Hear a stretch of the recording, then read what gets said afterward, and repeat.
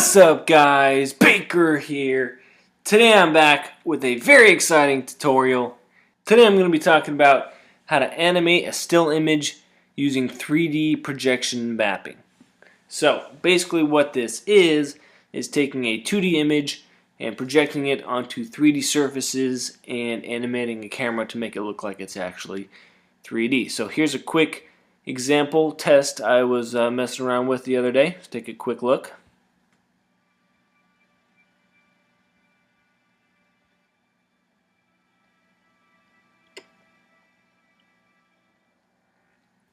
Now it's pretty subtle, but this entire thing was made from a single still image, and you can kind of see around the rocks, and you're moving in 3D space, and it's just pretty neat.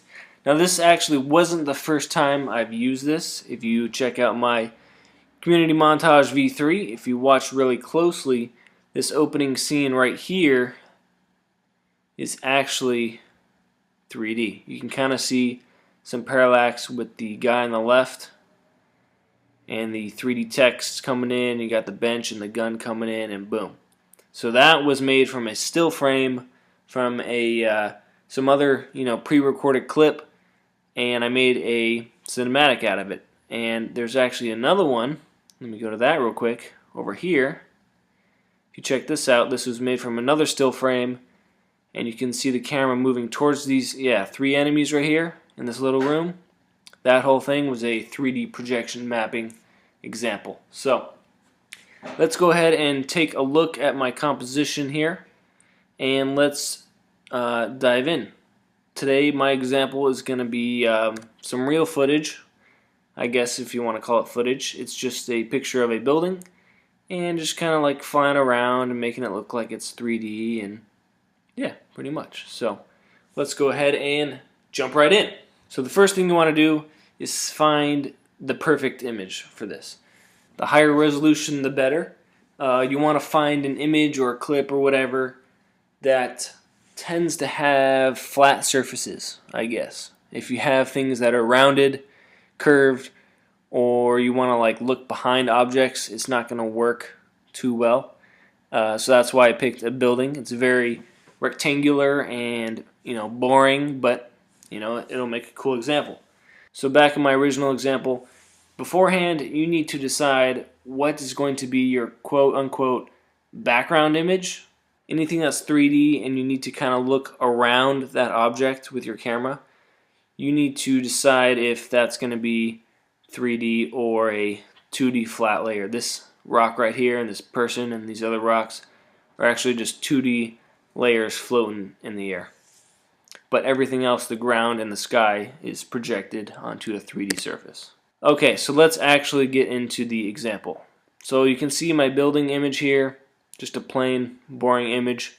Let's go ahead and make a new composition, and we'll call this tutorial 3D mapping. Let's go ahead and make this 720 by 1280, whatever frame rate you want. I'm going to make it 1 second just so it's not going to be rendering a whole bunch of frames. Okay. You want to take your image and you want to pre-compose this. And let's rename this one to original building image. Just in case you want to make some changes or edits to the original image, and it'll automatically update into your final composition. So let's go ahead and bring out our original building image to our main composition here. And it's a little bit smaller, but that's okay. What we're going to do is right click, transform, fit to width or height, whatever, fills up your entire screen. Let's go ahead and make a new camera. Now if you know the size of the camera that shot this photo, that would be perfect. If you don't know, you're just going to have to guess, and if it doesn't work, then it doesn't work. So I'm going to go ahead and guess 28 or 35, I don't know, let's try 28, see what happens. Okay. Let's also make a new light. And you want this to be a point light, intensity 100, make sure it casts shadows. Shadow darkness 100 and diffusion 0 pixels. So the way this is going to work is we're going to make 3D layers in 3D space. And we're going to have this image of the building right next to the light, and the light's going to shine and project through this image onto the 3D surfaces. So I'll show you a custom view of this later on. Maybe it'll make more sense, but just try to follow these steps, okay? Alright. First, let's duplicate this image and just rename this to reference, just in case you want to keep a copy of it, because we're going to keep this one 2D, and the actual building image, we're going to make that 3D. And let's push P and check out the positions of these three 3D objects. We got the light, the camera, and our 3D image. They all need to be the same. So I'm going to take the camera, take that position, Command C, copy, and paste it onto the position of the light and the position of the image. So now if I go to a custom view, you should see that the light, the camera, and the image are all at the exact same spot. And that's what we want. Go back to active camera and turn off your reference. What we're going to do is take the image and push it away from the camera, right? But just barely. So something like that. Now it's obviously too big, so go ahead and push S for scale and scale it down until it fits your frame. Now it gets pretty sensitive once you get down here, so just grab the edge, hold shift, and resize it to your composition as close as you can. Okay, looks good to me. So before you do anything else, make sure this image is parented to the camera and the light is parented to the camera. Because what we want to do is, instead of making 3D layers and rotating the layers themselves to match the scene, we're going to rotate the camera first and leave the coordinates and the axes and everything in a nice direction. So we got those parented. Let's go ahead and start by making a new solid. I'm just going to guess here, let's just say 200 by 500. Doesn't really matter. But let's make it a white solid. Okay. Okay. And let's throw on a grid, just so we can try to line this up with the windows and whatnot. Let's make that a 3D layer. Push AA and accept lights to off. Now we can't see this because, remember, the building image is right in front of our camera and is blocking our view. So that's when we're going to turn off the, let's rename this to the 3D projection. Let's turn that off so we can see our 3D grid, and turn on the reference, because the reference, remember, is just a 2D layer sitting in the background, not bothering anyone, okay? Just for reference. So we got our white solid here. Let's rename this to the main face. This is going to be our main face of the building. And what we want to do, let's first change the anchor point to the top. So this is going to be 0, and you'll see why I'm going to do that in a second. Go ahead and take your camera, and let's do the orbit camera tool, and we just need to try to match the perspective of this this building. So looks like it needs to be rotated a little more, so make sure the lines match up with the windows as best you can. And I'm going to adjust this a little bit. What I'm going to do is push P, and see, if I change the Y coordinate, it's actually sliding up and down the building, and it's not going straight up and down with the camera. So that's why we didn't mess with the coordinates or the rotation of these solids. We're just messing with the camera. So we're going to bring this up to the top, push S, unlink this so I can scale this to the edge of this building, scale this up to bring it down past the camera. Okay. Now the perspective is still not right, so I'm going to go back to the camera and still kind of mess around with this rotation until I get it just how I want it. So we can track this way, still off a little bit, maybe go back to orbit, and just kind of. So this is why knowing your camera's, I forget the name of this, focal length or something, whatever, film size, is pretty important, because the perspective of these angles really depends on your camera size. So try your best. I'm just going to leave it like this. It's close enough for this tutorial. And yeah, looks like we need to stretch this a little bit more. Perfect. Okay. So next, what I'm going to do is duplicate the main face and rename this to left face. So this is going to be the face of this building over here. So I'm going to push P bring this off in the Z position so it's a little closer, and let's bring this down, line it up with the top of this building here, slide this over right to the middle, push S for scale so I can scale it how I want it, just like that. And that's kind of why I was moving the anchor point, because it makes scaling a lot easier if you use an edge. So that looks good right there. What I'm going to do now, actually, you know what? Watch this. I'm going to take my anchor point, slide it to this corner, so that's going to be 200. Push P, let's slide this over. So I'm getting that, let's turn off the main face. I'm lining it up with that very top corner right here. And the reason why I did that is because I can duplicate this, make this left side, and when I rotate it on the y-axis this way, it's going to line up perfectly with this edge. So this is going to be 90 degrees, and I just need to fix the scale a little bit, just like that. Okay. So if I check out my custom view here, what we're doing is we're rebuilding that building, if that makes sense. So you can kind of see, here's that main face, here's that left side. So let's go back to active camera, and let's turn off main face again. Let's take our left side, duplicate it, call it right side. Let's take our right side and just slide it over to the side of the building, duplicate it, right face, rotate it back to flat this way, so 180, and just scale it over. Boom, close enough. Alright, let's check our custom view. That looks like buildings. Alright. Something tricky we need to do is take our main face. There's this little, pocket in here. It's a little deeper.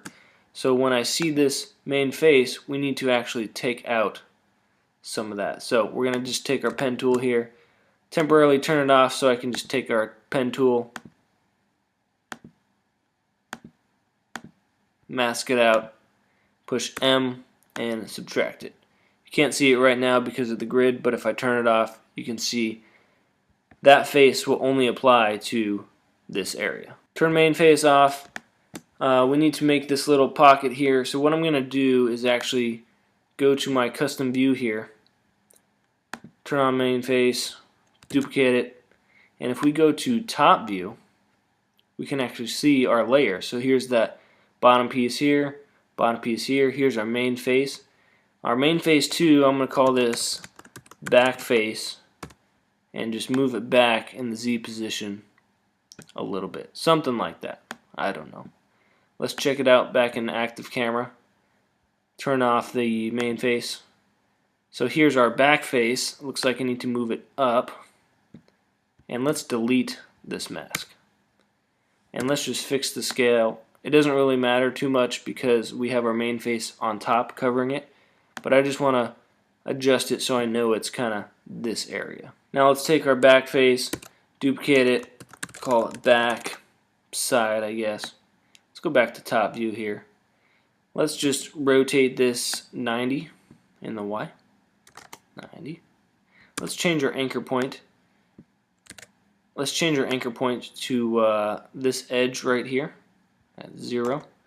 That way I can move it and scale it exactly how I need to, right? So let's go back to active camera and see if we can match this up.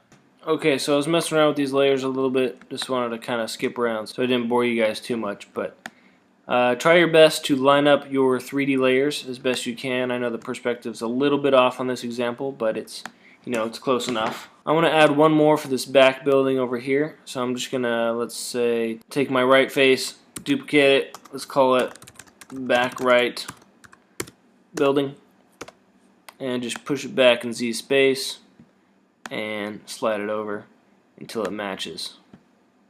Close enough. Alright, so let's get into the actual magic of this. Let's check it out. First, let's get rid of all these grids. So go through each layer and delete your grid effect. And I think we're done. Alright, thanks for watching. No, I'm just kidding. But seriously, what we need to do now is set up our projection. So if we go back to our reference and turn it off and turn back on the 3D projection layer, let's push AA, and we need to cast shadows only. So that'll have the light casting a shadow through this layer if we turn on the light transmission right here to 100%.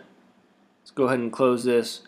And for all these layers, the 3D layers, let's highlight all of them, push AA, bring up the material properties as well, and accept lights to off. So that'll make sure you have no weird diffusion going on. So we got our layers.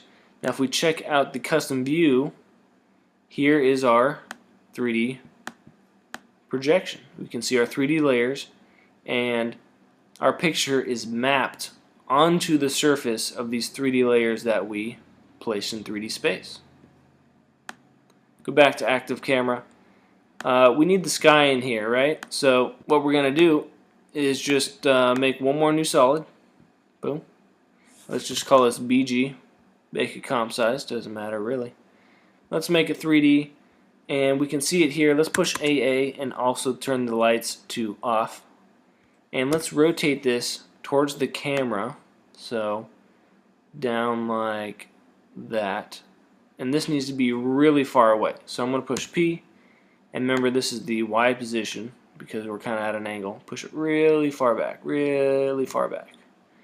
And let's just center it in our composition, something like that, and scale it up.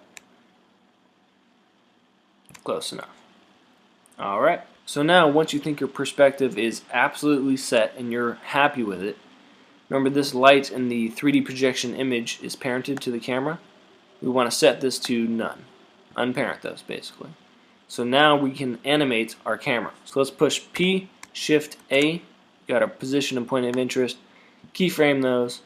Let's move to the end of our animation, and I don't know, let's just track in. See how it's kind of 3D? Look at that. Maybe pan to the side, and maybe do a little rotation. Now, the trouble here is we're looking behind the building, and if we look at our custom view here, our sky, which we can't really see right here, but our sky has our building attached to it. So that's why we're seeing a duplicate sky. So that's why I said it was kind of tricky when you want to see around objects. And the only workaround for this example is to actually delete this background layer. What you want to do is, let's duplicate our reference image and turn this on, and let's call this BG. Make it a 3D layer. So just like that last solid, let's push AA. Let's turn accept lights to off, accept shadows to off, and let's rotate it towards the camera, kind of perpendicular as best you can. And again, push P and just push this way far away, way up there. Again, kind of center it as best you can and scale it up. Now we still got that duplicate building, so how are we going to fix that? Well, it's a piece of cake. Take your background layer, make sure you're on full res here, right click, open layer, and we got our building. We just need to get rid of it. So take a clone stamp tool, pick a nice brush size. Let's do the hardness to 0, opacity to 100, constant duration. Let's just hold Alt and sample and then just start painting this away. So this is exactly like the clone stamp tool in Photoshop. You could take this opportunity to maybe replace the sky altogether. If you want a custom looking sky, maybe you can find a separate image, but I want this to match the image that it originally came from, so I'm just going to take this and kind of just wipe out that whole building. Now this doesn't have to be perfect because remember the building is still going to be on top. So in general, when you do this 3D parallax stuff, you don't want to have a very dramatic camera movement. You want this to be very subtle and just kind of like a, you know, like a slow animation of a still, you know, just like it's maybe like a time lapse or something. But anyways, now you can see our background is just blank, and when we move this camera, it's like we're orbiting this giant 3D building. Now you have to be careful. We are getting around this edge right here, and you can kind of see this duplicate thing, but it's if your camera movements are subtle enough, you won't really notice it. Another thing I want to mention is it's pretty blurry for being a 720 composition, but that's just your light settings in your composition. So let's go to our composition settings, go to advanced, go to options, and change your shadow map resolution to 4000, which is your highest. Don't know why, but it makes it a lot sharper and just makes it that much better. Now what's cool about this technique is you have a 3D camera with 3D layers, right? So what you can do is add 3D particles, a 3D flare, everything's going to be motion tracked. You can even go to your camera settings and if you wanted to, throw on some depth of field. So I know it wouldn't really make sense in this application because it's a giant building, but look at that. These are all 3D layers. You know, you can do 3D things. So that's pretty cool. So let me just give you a quick rundown of that original example I had back over here. What I did was, because I was looking around these pieces, if I take these off, I had to use the clone stamp tool and paint out everything, and this was projected. I just used a couple layers for the ground and for the sky, and you can see I have a flare and some particles and whatnot. But I just took these rocks, masked them out, and placed them in 3D space where I thought they would be, and now they're floating in 3D space like it's real. Okay guys, that's pretty much it. Sorry for the long tutorial, but I hope it made sense to you all.